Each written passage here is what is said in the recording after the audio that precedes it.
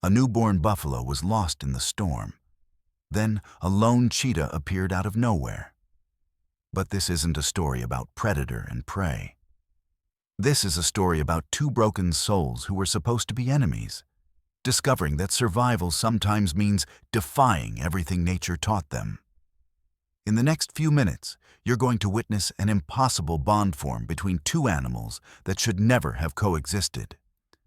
You'll see what happens when instinct collides with compassion, when hunger meets mercy, and when the most unlikely friendship becomes the only thing standing between life and death. The storm came without warning. One moment, the buffalo herd was grazing peacefully across the savanna, the golden grass swaying beneath their hooves like an ocean of calm. The next moment, the sky turned black, not dark, black, like someone had extinguished the sun itself. The wind didn't blow, it attacked. It came in waves, each gust more violent than the last, ripping across the plains with the fury of 1,000 angry beasts. Rain fell not from above, but horizontally, like needles of ice being hurled at everything alive. Thunder cracked so loudly it seemed to split the very earth beneath their feet. The herd panicked. Mothers called for their calves, fathers bellowed warnings, hundreds of hooves thundered across the ground in a desperate stampede, each animal fighting to survive, to find shelter, to escape the wrath of nature itself. But in that chaos, in that moment of pure survival instinct, something terrible happened.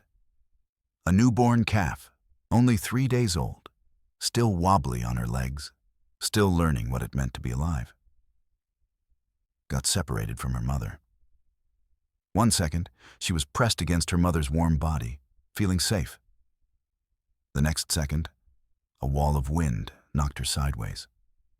She stumbled. She fell. And when she tried to get back up, the herd was already gone, swallowed by the darkness and the rain. She was alone.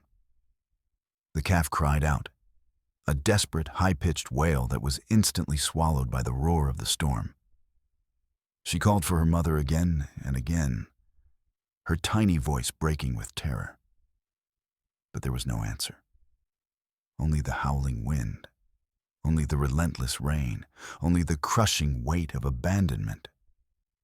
She ran blindly through the darkness, her legs barely strong enough to carry her own body weight. Every step was agony. Every breath burned her lungs. The storm seemed to be chasing her, hunting her, determined to end her life before it had barely begun.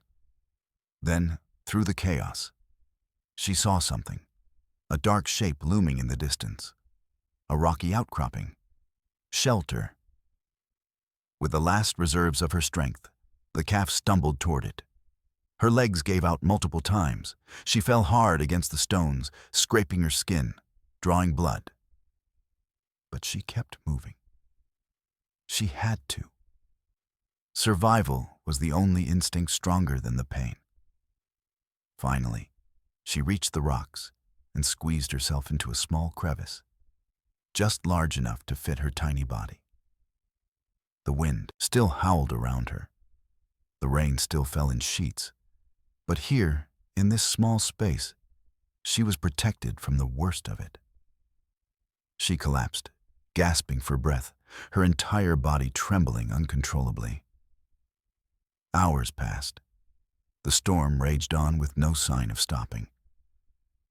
The calf huddled in the darkness, soaking wet, freezing cold, utterly alone. Her body temperature was dropping dangerously. Her breathing was becoming shallow. Hypothermia was setting in. The silent killer that doesn't announce itself, that creeps up slowly until it's too late. She was dying, and she didn't even know it yet. Then, just when the calf's eyes were beginning to close for what might have been the last time, she heard something else. Something that cut through the storm. Something that made her entire body go rigid with primal fear. A sound she had never heard before. A low, guttural growl. the kind of sound that predators make when they've caught the scent of prey. But what neither of them knew was that danger was already circling them in the darkness. The cheetah had been starving for 3 weeks. Her ribs pressed against her spotted coat like the bars of a cage. Her hip bones jutted out sharply. Her once sleek body had become gaunt, skeletal, a shadow of what an apex predator should look like. Every step she took required an act of will, a conscious decision to keep moving when every fiber of her being screamed at her to lie down and give up. She had been cast out from her coalition, a group of 5 cheetahs that had once hunted together, thrived together, dominated the savannah together. But coalitions were fragile things. They were built on dominance, on strength, on the ability to contribute to the kill. And 3 weeks ago, during a hunt gone wrong, she had hesitated. Just for a moment. Just for a fraction of a second. She had seen a gazelle fawn, young, vulnerable, barely old enough to run on its own legs. And instead of lunging for the kill, she had paused. Something in her chest had twisted. Something she couldn't explain, couldn't control, couldn't rationalize away. That hesitation had cost them the hunt. And worse, it had cost her the coalition's respect. The next morning, they had left her behind. Not dramatically. Not with any grand gesture of rejection. They had simply gone hunting without her. And when she followed, trying to catch up, they had turned on her with snarls and swipes, making it clear, "You don't belong with us anymore." So she had become a lone cheetah in a world built for predators who hunt in groups. A lone cheetah in a savannah where survival belonged to the strong and the ruthless. A lone cheetah who was slowly, inevitably, starving to death. She had tried to hunt alone. Cheetahs weren't built for solo hunting. They were sprinters, not wrestlers. They brought down prey through speed and coordination, not strength. Without a coalition to help corner prey, to distract while she made the kill, she had managed only a few small successes. A hare here, a young bird there. Nothing substantial, nothing that could sustain her. The hunger had become all-consuming. It wasn't just a physical sensation anymore. It was a constant companion, a voice in her head that whispered darker and darker thoughts. Find food. Kill, eat, survive, over and over. That was all that mattered now. That was all that could matter. When the storm hit, the cheetah had taken shelter in a rocky area not far from where the buffalo calf had hidden. The wind and rain didn't bother her much. She had weathered worse. But the storm had driven prey into hiding, had made hunting impossible. It had only made the hunger worse. Then, as the storm raged and the night deepened, she caught a scent on the wind. Something warm, something alive, something vulnerable. Her entire body went rigid, every muscle tensed. Her hunting instincts, dormant for so long, suddenly roared back to life. She lifted her nose to the air, tracking the scent, following it through the darkness like an invisible thread. It led her toward the rocky outcropping where the calf had taken shelter. The cheetah moved silently, each paw placed with the precision of a seasoned hunter. She had done this 1,000 times before. Tracked prey, stalked it, closed in for the kill. Her body remembered every movement, every technique, every subtle shift in weight that kept her silent and deadly. As she got closer, she could smell the calf more clearly. Young, weak, alone, everything a starving predator could ask for. Her mouth began to water. She rounded a large boulder and saw the rocky crevice where the calf was huddled. In the darkness, she could barely make out the small shape, shivering and whimpering, clearly in distress. Perfect. The cheetah crouched low, her body pressed against the ground. This was the moment she had been waiting for. This was survival. This was what nature had built her for. She was a predator. The calf was prey. This was the way of the world. She began to move forward, closing the distance inch by inch, her muscles coiled and ready to spring. But then, just as she was about to make her move, the calf lifted its head. Their eyes met in the darkness, and in that moment, something unexpected happened. The cheetah froze. It wasn't fear that stopped her. It wasn't hesitation, or at least not the kind she had experienced before. It was something else, something deeper, something that made her pause in a way that defied every instinct screaming at her to attack. The calf's eyes were enormous, terrified, desperate. But beneath the fear, there was something else too, a plea, a silent cry for help. A recognition of one creature to another that said, "Please, I don't want to die." The cheetah had heard that cry before. She had heard it in the eyes of every prey animal she had ever killed. She had learned to ignore it, to push past it, to see it as nothing more than the natural order of things. But she had never heard it from something so young, so helpless, so innocent. The hunger clawed at her insides, demanding that she finish what she had started. Kill it, eat, survive, that's all that matters. But something else was clawing at her too. Something she thought she had killed long ago when she joined the coalition. Something she thought predators weren't supposed to feel. Compassion. The cheetah stood frozen, caught between two warring instincts. Between the hunger that was slowly killing her and the mercy that she thought had been beaten out of her long ago. In that frozen moment, both predator and prey were about to discover something that would change everything. The cheetah's body trembled with an intensity that shook her entire frame. Every muscle was coiled like a spring wound too tight. Every instinct was screaming with a voice so loud it seemed to drown out the storm itself. Every ounce of her being was urging her to strike. The hunger was a living thing inside her. A beast that had been caged for 3 weeks, clawing at the bars of her ribs, demanding to be released with the desperation of something that knows it's running out of time. Kill. Kill. Kill. The mantra echoed through her mind like a drumbeat. Primal and ancient, the voice of 1,000 generations of predators who had survived by following this one simple rule. When you find prey, you consume it. There was no morality in nature. There was no right or wrong. There was only hunger and satiation, only predator and prey, only survival and death. But her paws wouldn't move. It was as if her body had suddenly betrayed her, as if some part of her that she didn't understand had seized control and was refusing to obey the commands of her starving stomach and her desperate brain. She remained frozen, caught between two opposing forces, unable to move forward and unable to move back.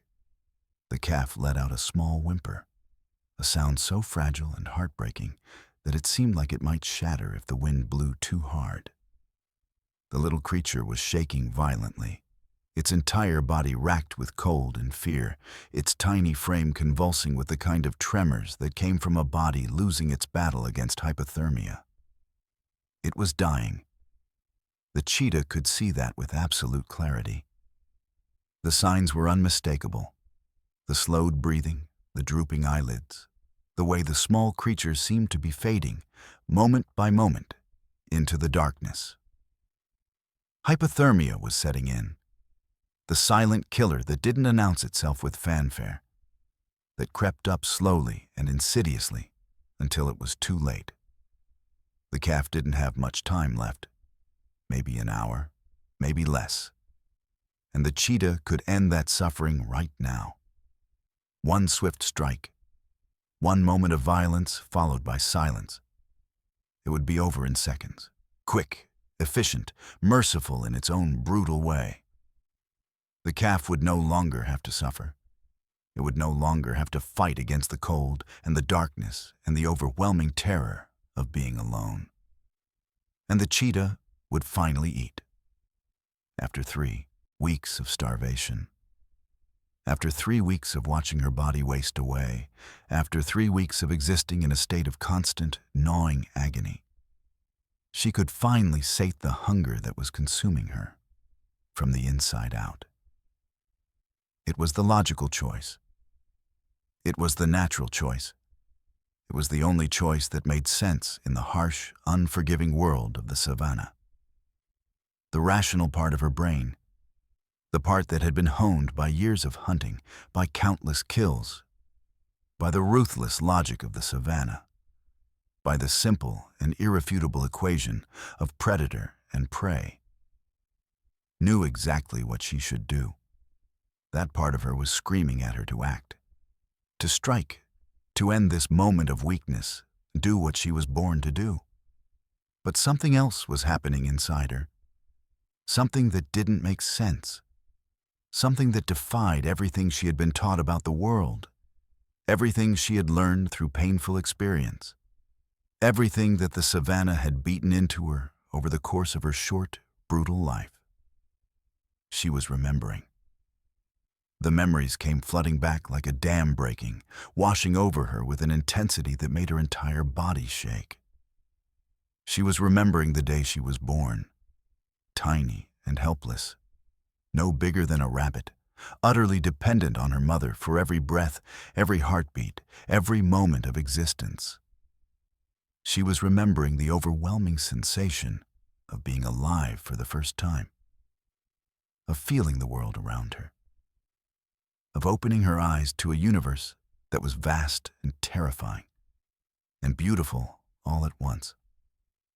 She was remembering the warmth of her mother's body, how it had been the center of her entire world, the source of all comfort and safety and certainty. She was remembering the feeling of being curled up against her mother's fur, safe from the dangers that lurked outside their den, secure in the knowledge that as long as her mother was there, nothing bad could happen. That was the world she had known as a cub, a world of perfect safety, of unconditional love, of the absolute certainty that she was wanted, that she was loved, that she belonged. She was remembering the day her mother died. The memory was sharp and painful, like a thorn driven deep into her heart. She had been only 3 months old, barely old enough to hunt on her own, still dependent on her mother for most of her food. She had been playing with her siblings near the edge of the territory when the roar came, a sound so loud and terrifying that it had frozen her blood in her veins. A lion, a massive male, with a mane like a crown of darkness, with claws that could tear through flesh like paper, with a hunger that made the cheetah's own hunger seem insignificant. Her mother had heard the roar too. The cheetah could still remember the way her mother's body had gone rigid, the way her ears had flattened against her head, the way her eyes had widened with a fear so profound it was almost paralyzing. But then, instead of running, instead of fleeing to safety with her cubs, her mother had done something that the young cheetah had never expected. She had charged. It was suicide. Everyone knew that. A cheetah couldn't fight a lion.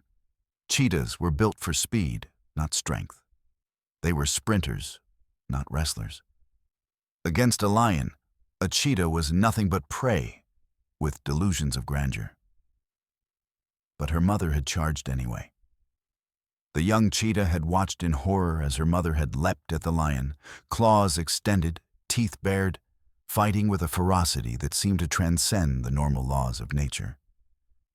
For a moment, just a moment, it had seemed like her mother might actually win, like love and desperation and maternal instinct might be enough to overcome raw physical power. But of course they weren't. The lion had swatted her mother aside like she was nothing more than an annoying insect. There had been a sound, a sickening crack that the young cheetah would never forget. And then her mother had fallen, her body limp and broken on the ground. The young cheetah had run. She had run faster than she had ever run in her life, her siblings close behind her, the roar of the lion echoing in her ears. The image of her mother's broken body burned into her mind forever. She was remembering the days after that. The desperate search for food, the slow realization that she and her siblings couldn't survive on their own, the way one by one they had fallen to predators, or starvation, or simple bad luck. She was remembering the day her last sibling had disappeared, leaving her truly, completely, utterly alone. She was remembering the terror of that isolation. The way every sound had made her jump. The way every shadow had seemed to hide a predator. The way she had gone days without eating, her tiny body growing weaker and weaker, her will to survive slowly eroding under the weight of loneliness and despair. She was remembering the day the coalition found her. She had been half-starved and alone, hiding in a rocky outcropping not unlike the one she was in now, waiting to die. But instead of death, the coalition had found her. 5 cheetahs, sleek and powerful, and radiating an aura of strength and belonging that the young cheetah had never experienced before. They could have killed her. They could have seen her as competition, as a threat to their territory and their hunting rights. But instead, they had taken her in. They had shared their kills with her. They had taught her how to hunt, how to fight, how to survive in a world that seemed determined to destroy her. For the first time since her mother's death, the young cheetah had felt safe again. For the first time, she had felt like she belonged to something bigger than herself. For the first time, she had allowed herself to hope that maybe, just maybe, she would survive after all. She had learned the rules of the coalition quickly. Dominance was everything. Strength was everything. Mercy was weakness. Compassion was a luxury that predators couldn't afford. If you hesitated, if you showed any sign of weakness, if you deviated even slightly from the rigid code of the savannah, you would be cast out. She had followed those rules religiously. She had hunted fiercely. She had fought viciously. She had learned to suppress any emotion that might be construed as weakness. She had become hard, cold, efficient, everything a predator was supposed to be. But then had come that day 3 weeks ago. The hunt had started like any other. The coalition had spotted a herd of gazelles, and they had worked together with the precision of a machine, each member knowing exactly what role to play, each movement coordinated and purposeful. The young cheetah had been in her usual position, the one responsible for cutting off escape routes, for driving the prey toward her sisters who would make the kill. But then she had seen it. A gazelle fawn, barely old enough to run on its own legs, separated from its mother by the chaos of the hunt. It had been tiny and vulnerable and utterly defenseless. And in that moment, as she had prepared to cut off its escape route, something had happened inside her. She had hesitated. Just for a moment. Just for a fraction of a second. But in that frozen moment, she had seen her own mother in that fawn. She had seen the terror in its eyes. She had seen the desperate fight for survival. And something in her chest had twisted so violently that she had felt physically ill. She hadn't been able to do it. She hadn't been able to condemn that innocent creature to death. So she had let it escape. It was a small thing, really. A single moment of weakness. A single lapse in judgment. But in the rigid hierarchy of the coalition, it was unforgivable. The hunt had failed because of her. The coalition had gone hungry that day. And worse, far worse, she had shown weakness. She had revealed that she was capable of hesitation, of compassion, of putting the life of prey above the needs of the group. The next morning, they had left her behind. Not dramatically, not with any grand gesture of rejection. They had simply gone hunting without her. And when she had followed, trying desperately to catch up, to prove that her moment of weakness had been an aberration, they had turned on her with snarls and swipes, their claws extended, their eyes filled with a contempt that had cut deeper than any physical wound. "You don't belong with us anymore," their violence had said. "You are weak. You are expendable. You are nothing." She had been cast out into the savannah alone, and she had learned a harsh lesson. That even when you did everything right, even when you followed all the rules, even when you sacrificed your own humanity for the sake of belonging, the world could still turn its back on you. Love was conditional. Safety was temporary. Belonging was an illusion. She had tried to hunt alone after that. Cheetahs weren't built for solo hunting.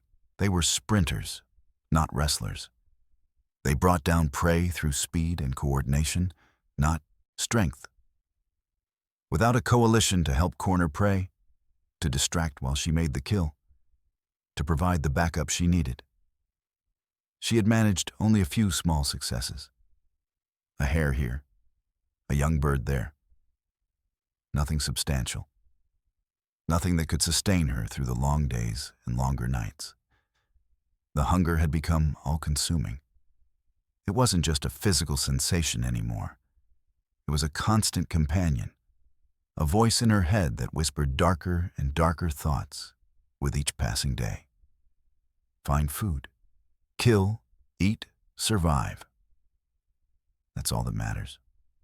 That's all that can matter. Over and over, the mantra had echoed through her mind until it had become the only thing she could think about. The hunger had stripped away everything else. Her memories of her mother, her brief moment of belonging with the coalition, her capacity for anything other than the raw, primal need to survive. She had become a ghost, a shadow of what she had once been. Her ribs had pressed against her spotted coat like the bars of a cage. Her hip bones had jutted out sharply, creating angles where there should have been curves. Her once sleek body had become gaunt, skeletal, a mockery of what an apex predator should look like. And then the storm had come. When the storm hit, the cheetah had taken shelter in a rocky area not far from where the buffalo calf had hidden. The wind and rain didn't bother her much. She had weathered worse storms, had endured worse hardships, had survived things that should have killed her long ago. But the storm had driven prey into hiding, had made hunting impossible, had only made the hunger worse, more acute, more unbearable. She had huddled in the darkness, shaking not from cold, but from the desperate, gnawing need to eat. To kill, to do something, anything, to silence the voice in her head that was screaming at her to act. And then, as the storm raged and the night deepened, she had caught a scent on the wind.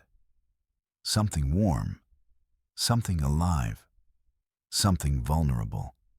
Her entire body had gone rigid, every nerve ending suddenly alive with a predatory awareness that had been dormant for weeks.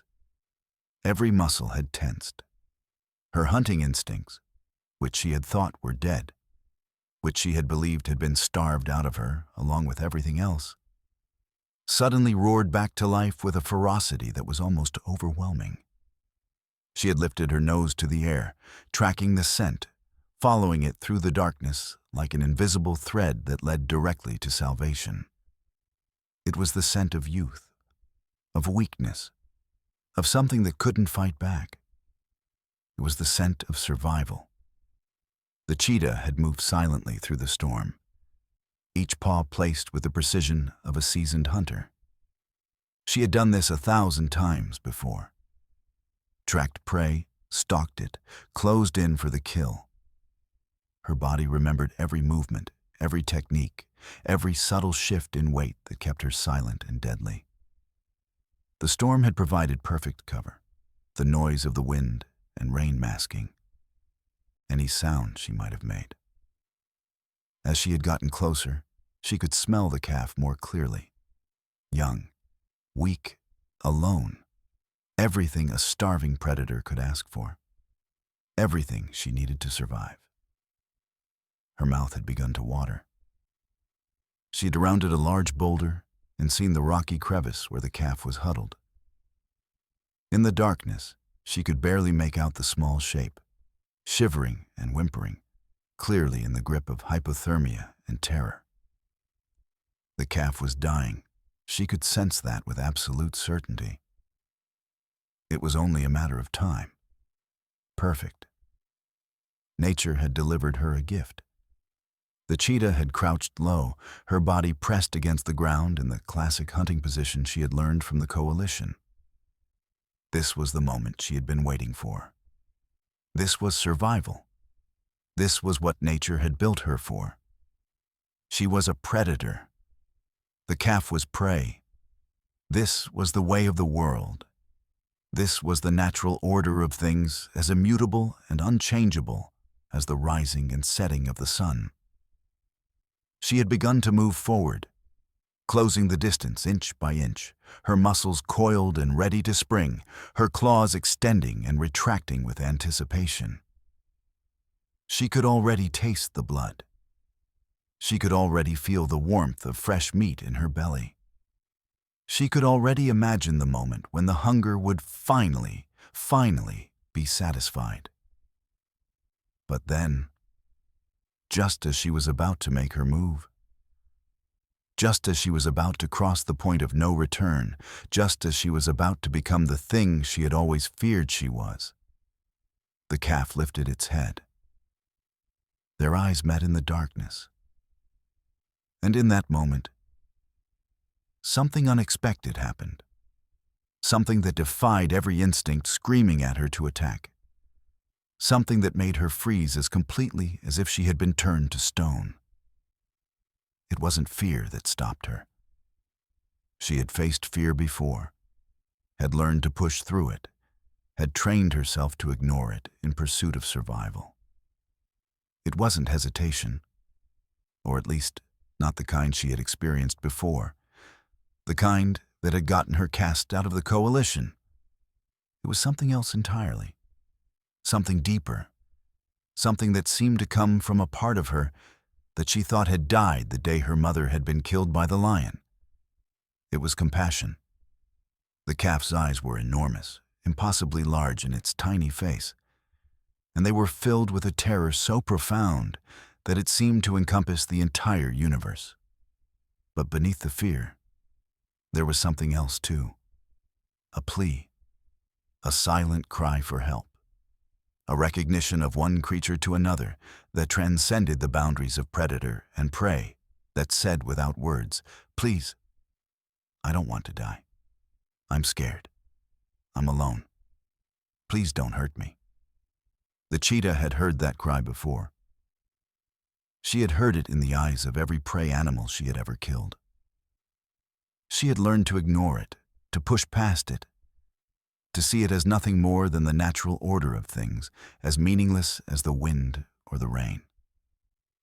She had trained herself to view prey not as living, feeling creatures, but as objects, as food, as nothing more than a means to an end.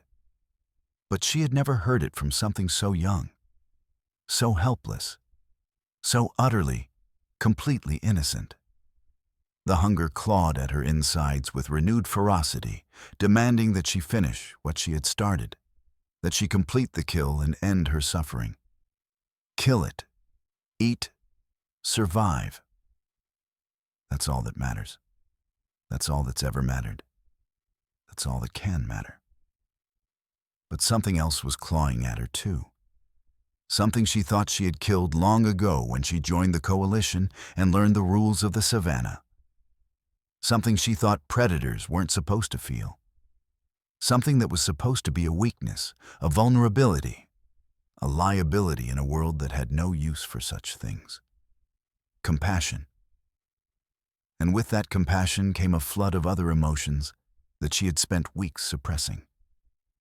Loneliness, despair, the desperate, aching need to connect with another living creature, the memory of her mother's warmth, the brief moment of belonging she had felt with the coalition, the knowledge that even predators, even the most ruthless hunters on the savannah, were fundamentally alone.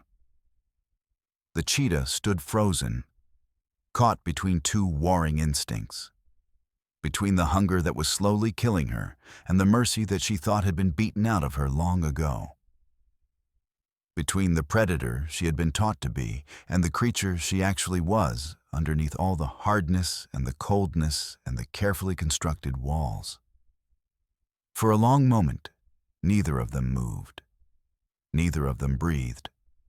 The storm raged around them, indifferent to the cosmic struggle taking place in that small, rocky crevice. The wind howled. The rain fell. And two creatures on opposite ends of the food chain stared at each other across a distance that was measured not in feet, but in the fundamental nature of their beings. And then, in that frozen moment, something shifted. The cheetah's body trembled with an intensity that shook her entire frame. Not from hunger this time, but from the emotional weight of the choice she was about to make. Every fiber of her being was screaming at her to do what predators do, to follow the rules of nature, to survive at any cost.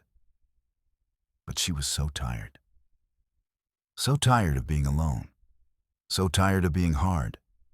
So tired of pretending that she didn't feel anything, that compassion was weakness, that the only thing that mattered was the next meal, the next kill, the next moment of survival. She was tired of being a monster. The cheetah took a step backward, then another, and another. She lowered her body to the ground, but not in a hunting crouch. Instead, she lay down, her belly pressed against the cold stone, her head resting on her paws. The hunger was still there. It would always be there, gnawing at her, consuming her from the inside out. It was a pain so profound that it seemed to encompass her entire existence. But in this moment, she chose something else. She chose mercy. She chose compassion. She chose to see the calf not as prey, but as a fellow creature, as another being struggling to survive in a world that seemed determined to destroy them both. She couldn't explain the choice she was making.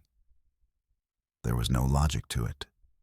No rational reason that would convince any observer that she was doing anything other than committing suicide. By refusing to kill the calf, she was probably signing her own death warrant. There was no guarantee that this act of mercy would lead to anything other than her slow, agonizing death from starvation. But she made the choice anyway. The calf, sensing the shift in the cheetah's energy, stopped whimpering. It lifted its head slightly, its enormous eyes fixed on the predator that had every reason to kill it, that was built by nature to kill it, that should have killed it without a moment's hesitation, but had chosen not to. For a long moment, neither of them moved. Neither of them breathed. They were locked in a moment of profound understanding. Two creatures on opposite ends of the food chain, yet somehow, in this moment, equals. Both broken. Both abandoned, both desperately, achingly alone in a world that seemed to have no place for creatures like them. Then, slowly, carefully, the calf began to move. It didn't run, it didn't panic or retreat or try to escape while it had the chance. Instead, it crawled forward, inch by inch, toward the cheetah. Every movement was labored, every step a struggle against the cold and exhaustion that was consuming its tiny body. The calf was moving toward the thing that should have killed it, moving toward danger, moving toward the unknown.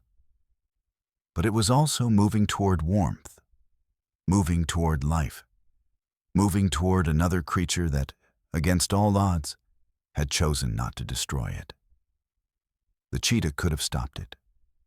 Could have changed her mind, could have given in to the hunger and ended this madness right here, right now. before it went any further. There was still time to kill. There was still time to eat. There was still time to survive. But she didn't. Instead, she watched as the calf crawled closer and closer, until finally, with a movement that seemed to defy all logic, all nature, all the fundamental laws of the savannah, the calf pressed itself against the cheetah's warm body. It was seeking heat, seeking comfort, seeking the one thing that every living creature needs to survive. The one thing that is more fundamental than food or water or shelter. Connection. The need to know that you are not alone. The need to feel the presence of another living creature. The need to matter to something. To be wanted. To be loved. The cheetah felt the calf's tiny body trembling against hers. She felt the rapid beating of its heart, so fast it seemed like it might burst right out of its chest. She felt the desperation in the way it pressed closer, seeking warmth, seeking safety, seeking life itself. And without fully understanding why, without being able to explain the decision in any rational terms, the cheetah curled her body around the calf, creating a shelter within herself. She rested her head on top of the small creature, protecting it from the wind and rain that still raged outside their small refuge. She wrapped her body around the calf like a shield, like armor, like a promise that nothing would harm this innocent creature as long as she was there to protect it. The storm continued to batter the rocks around them with undiminished fury. The night stretched on, dark and endless, seeming to go on forever. But inside their small crevice, two creatures that should have been enemies were now bound together by something stronger than instinct, stronger than hunger, stronger than the very laws of nature itself. They were bound by the simple, profound act of choosing each other, choosing compassion over cruelty, choosing connection over isolation, choosing to survive together rather than at each other's expense. As the hours passed and the night deepened, the cheetah felt her body temperature rising slightly from the shared warmth of the calf pressed against her. The calf stopped shaking so violently, its breathing becoming more regular, more stable, more like the breathing of a creature that might actually survive the night. Both of them were still in danger. The cheetah was still starving. The calf was still fighting off hypothermia. The storm was still raging. The savannah was still waiting to test them, to challenge them, to try to destroy them. But for the first time in weeks, maybe for the first time in their lives, neither of them was fighting alone. And in the darkness, as the storm raged on around them, something impossible was beginning to take root. Something that had no place in the natural world. Something that defied every rule that governed the savannah. Something that shouldn't have been possible. Something that would change everything. A bond. A friendship. A love that defied every law of nature. And as the cheetah held the calf close, protecting it from the elements, feeling the small creature's heartbeat synchronize with her own, she realized something profound. That perhaps the greatest strength in the world wasn't the ability to kill, wasn't the ability to dominate, wasn't the ability to survive at any cost. Perhaps the greatest strength was the ability to choose mercy when cruelty would be easier. The ability to choose love when indifference would be simpler. The ability to choose another creature's life over your own survival. Perhaps that was what it truly meant to be alive. The storm began to subside just before dawn. The wind, which had raged with the fury of 1,000 angry beasts throughout the endless night, gradually lost its voice. The rain, which had fallen in sheets so thick it seemed to obscure the entire world, began to soften into a gentle drizzle. The thunder, which had shaken the very earth beneath them, grew more distant, moving away across the savannah like a predator stalking other prey. The cheetah felt the change in the air before she saw it. Her body, which had been tense and vigilant throughout the night, began to relax slightly. She had spent the entire darkness protecting the small calf, her muscles locked in a state of constant readiness, her ears alert for any sound that might indicate danger. But as the storm weakened, as the immediate threat of the elements began to fade, she found herself able to breathe a little easier. The calf, too, seemed to sense the shift.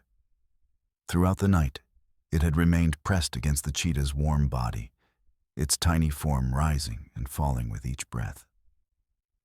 The hypothermia that had been creeping through its system had been halted by the cheetah's warmth.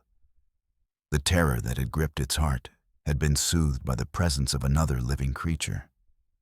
Now, as the first hints of gray light began to seep into their rocky refuge, the calf stirred.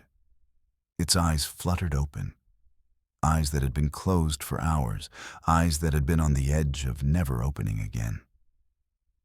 It looked up at the cheetah, and for a moment, there was confusion in that gaze. The calf seemed to be trying to understand what had happened, trying to process the fact that it was still alive, that the predator it had feared so desperately had become its salvation instead of its doom. The cheetah looked down at the small creature, and something in her chest tightened.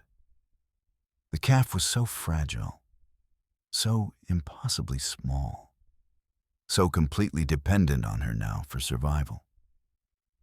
The weight of that responsibility was almost overwhelming, but it was also strangely comforting.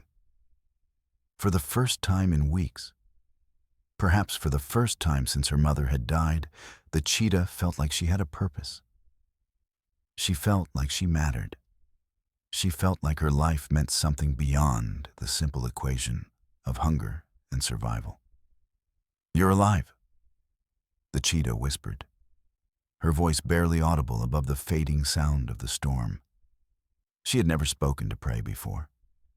Predators didn't speak to prey. Predators didn't acknowledge the consciousness of their food.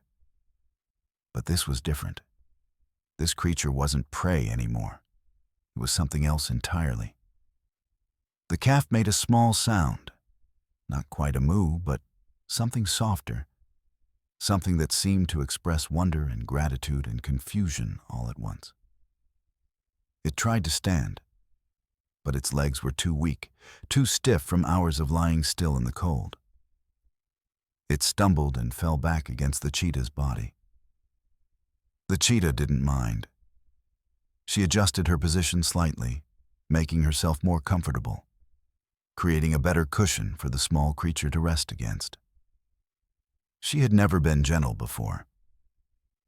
The coalition had beaten gentleness out of her.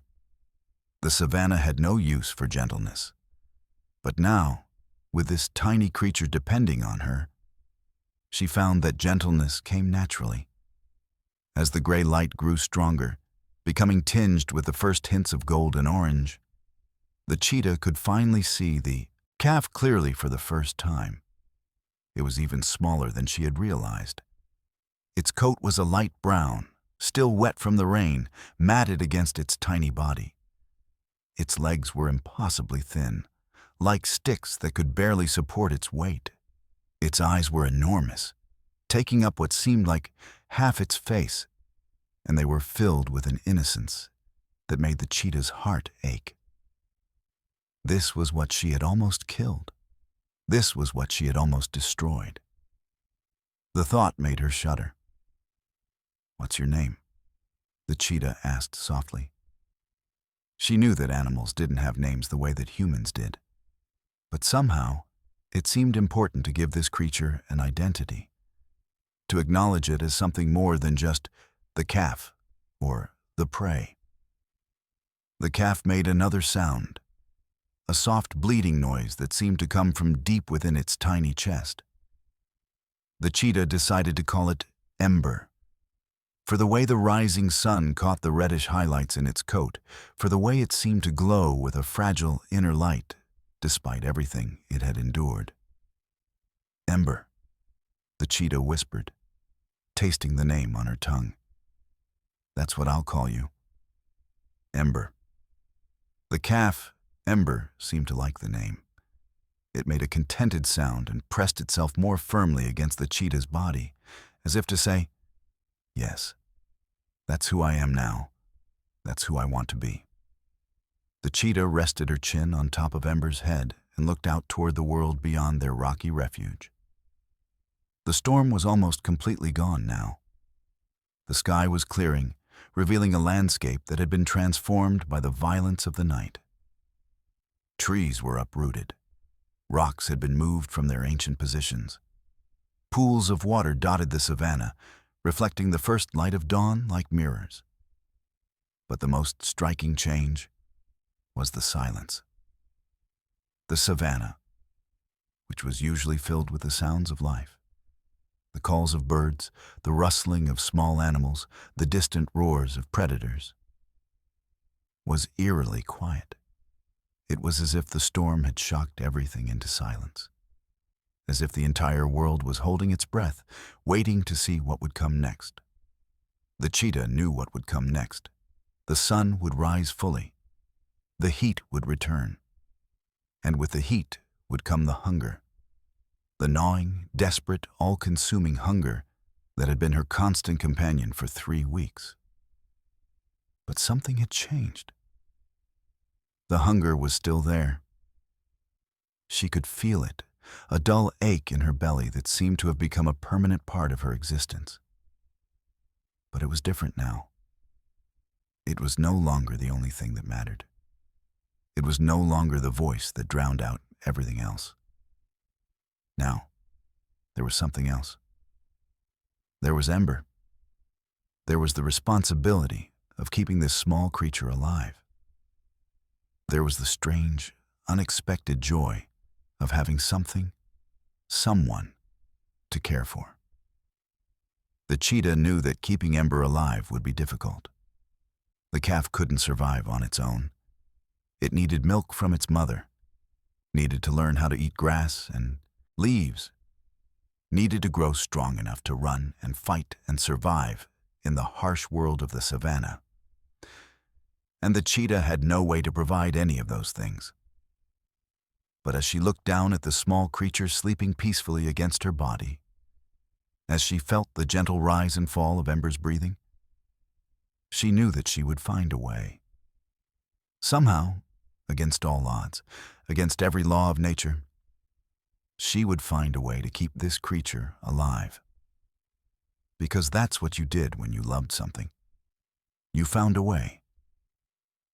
As the sun continued to rise, painting the sky in shades of gold and crimson, the cheetah heard a sound in the distance.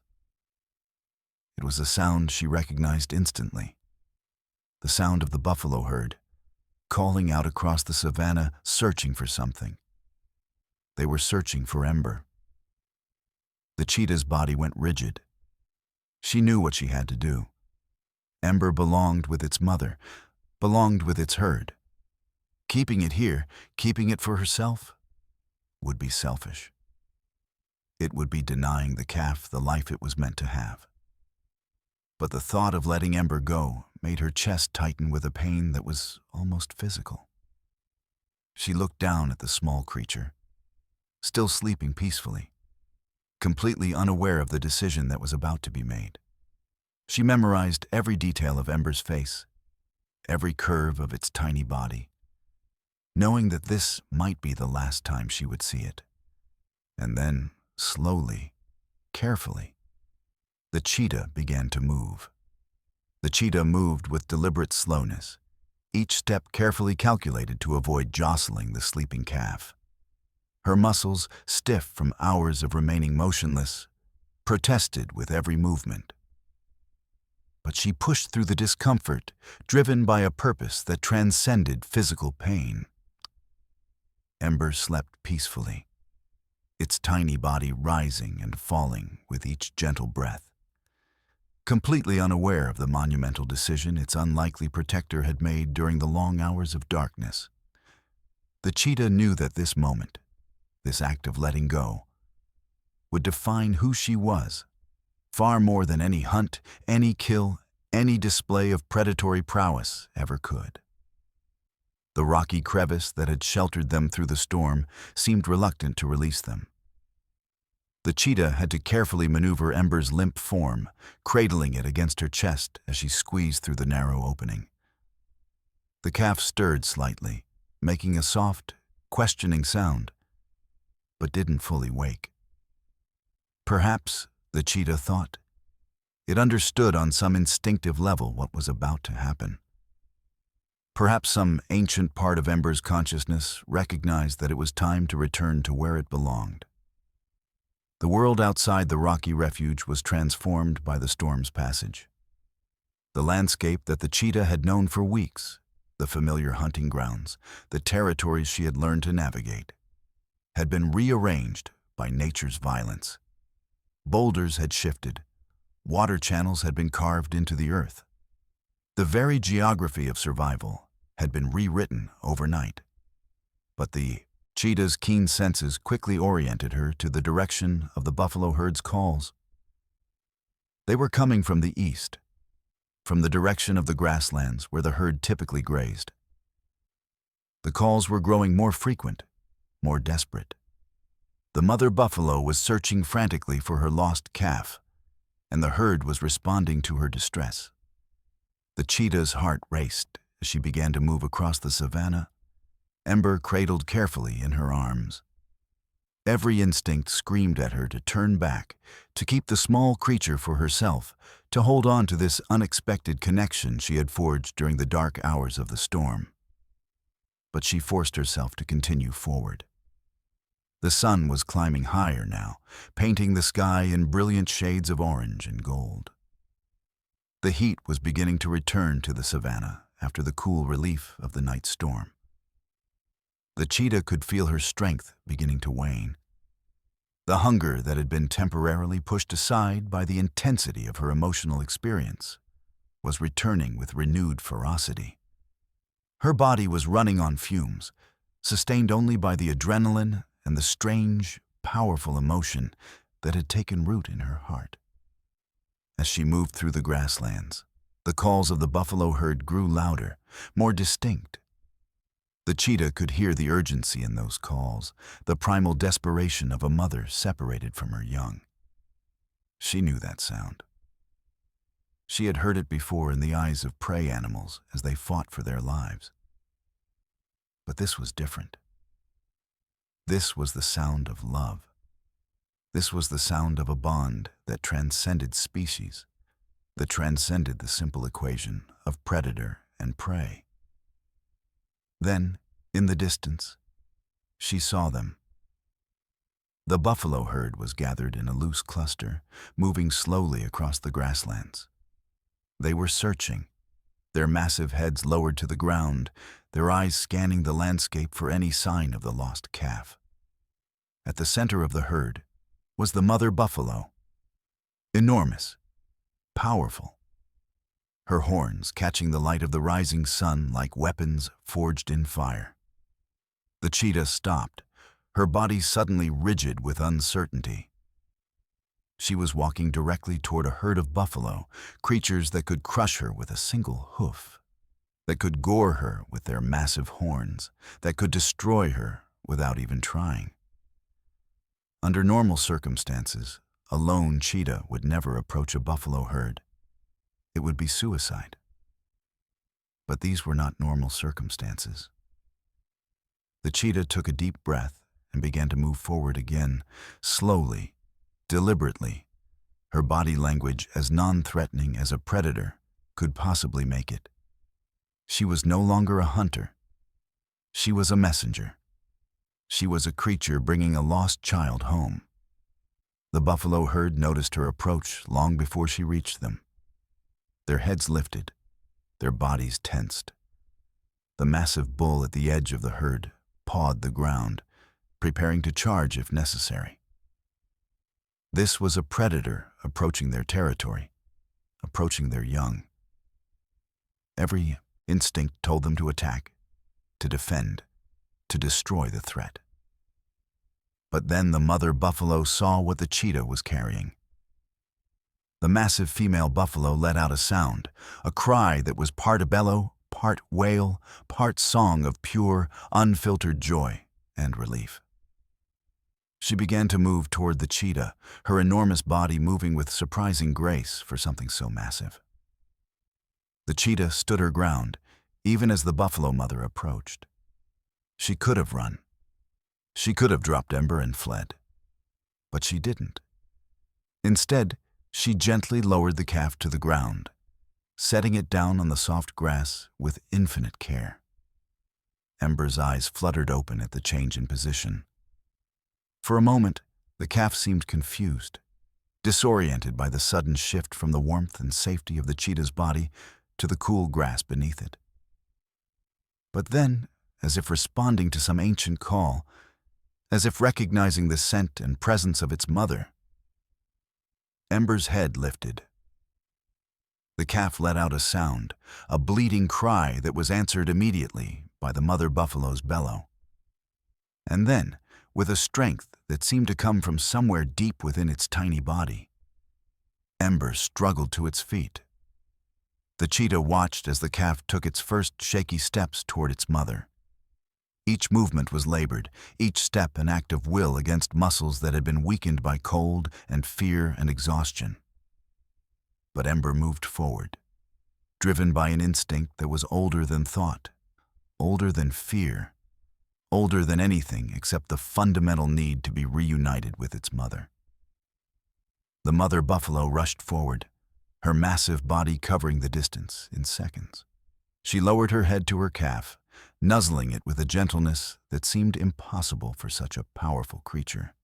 The reunion was instantaneous and complete. A mother and child finding each other again after a separation that had seemed to stretch into eternity. The rest of the herd gathered around them, creating a protective circle, their massive bodies forming a fortress of muscle and horn and protective fury. The buffalo were celebrating, their joy evident in the way they moved, in the sounds they made, in the way they seemed to glow with relief and gratitude. The cheetah stepped backward, creating distance between herself and the herd. She knew that the moment of grace had passed. She was a predator again, a potential threat, something to be watched and guarded against. The buffalo would not harm her, not now, not after what she had done. But neither would they welcome her presence for long. But before the cheetah could turn away completely, the mother buffalo looked directly at her. For a long moment, the two creatures, predator and prey, natural enemies, creatures that should have been locked in an eternal struggle for survival, simply looked at each other. And in that moment, something passed between them. An understanding, a recognition, a gratitude that transcended the boundaries of species and instinct and nature itself. The mother buffalo bowed her massive head slightly, a gesture of acknowledgement, of respect, of thanks. The cheetah felt something break open inside her chest. She had expected to feel empty after letting Ember go. She had expected to feel the weight of loss, the ache of separation, the despair of returning to her solitary existence. But instead, she felt something else entirely. She felt peace. For the first time in weeks, perhaps for the first time in her entire life, the cheetah felt at peace. She had made a choice that defied every instinct, every law of nature, every rule that governed the savanna. She had chosen mercy over hunger. She had chosen love over survival. She had chosen to give rather than to take. And in doing so, she had discovered something profound. That perhaps the greatest act of strength was not the ability to kill, not the ability to dominate, not the ability to survive at any cost. Perhaps the greatest strength was the ability to love something so much that you were willing to let it go. The cheetah turned away from the buffalo herd and began to walk back across the savanna. Her body was weak, her belly was empty, her future was uncertain. She had no coalition, she had no territory, she had no guarantee of survival. But she had something far more valuable than any of those things. She had the knowledge that she was capable of compassion. She had the understanding that she was more than just a predator, more than just a collection of instincts and hunger and the drive to survive. She had discovered that within her, hidden beneath all the hardness and the coldness and the carefully constructed walls, there was a capacity for love that was so powerful it could transcend the very laws of nature itself. As she walked, the cheetah became aware of a new sound in the distance. It was the sound of running water, a stream perhaps, or a pool created by the storm. Water meant life. Water meant the possibility of prey gathering to drink. Water meant the possibility of survival. The cheetah quickened her pace, moving toward the sound. The hunger was still there, still gnawing at her, still demanding to be satisfied. But it was different now. It was no longer a voice that consumed her entire being. It was simply a need, one among many, one that could be addressed without sacrificing the core of who she was.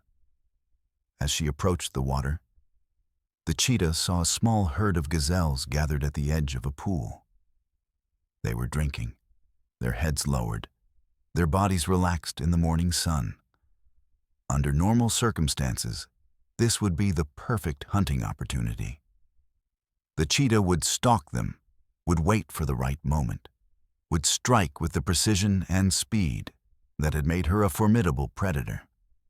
But as the cheetah watched the gazelles, watched the way they moved together, the way they seemed to communicate through subtle shifts in body language, the way they cared for each other, she found herself hesitating.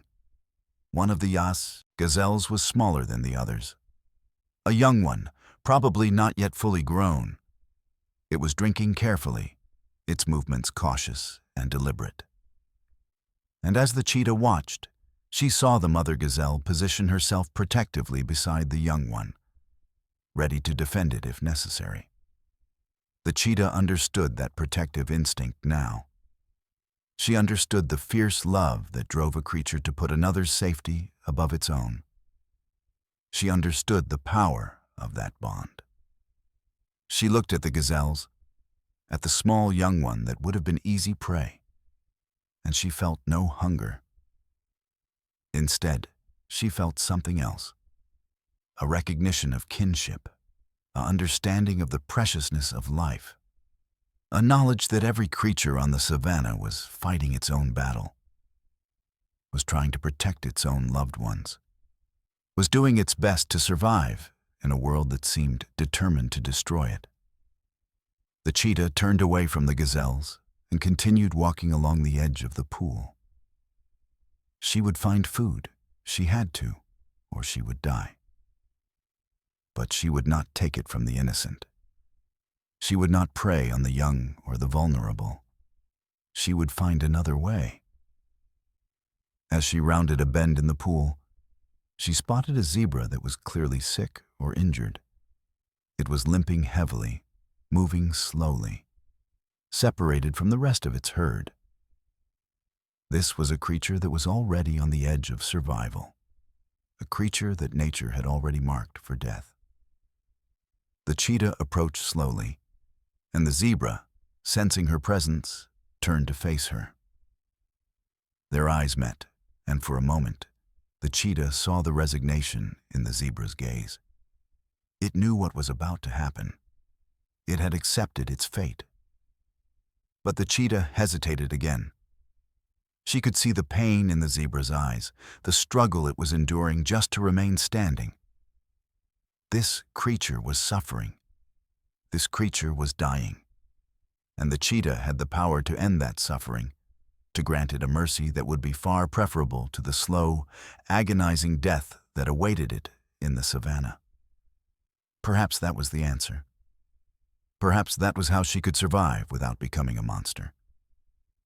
Perhaps she could hunt not for sport, not for the simple act of killing, but for mercy. She could hunt the creatures that were already dying, already suffering, already on the edge of the abyss.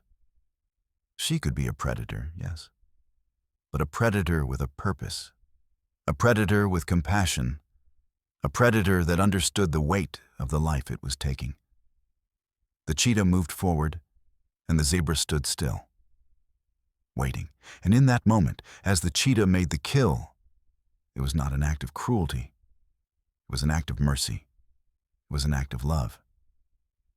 And as the cheetah ate, for the first time in weeks, the hunger was satisfied not just physically, but spiritually as well. She was no longer a monster. She was no longer a creature consumed by the need to survive at any cost. She was something new. She was something that had never existed on the savannah before. She was a predator with a heart.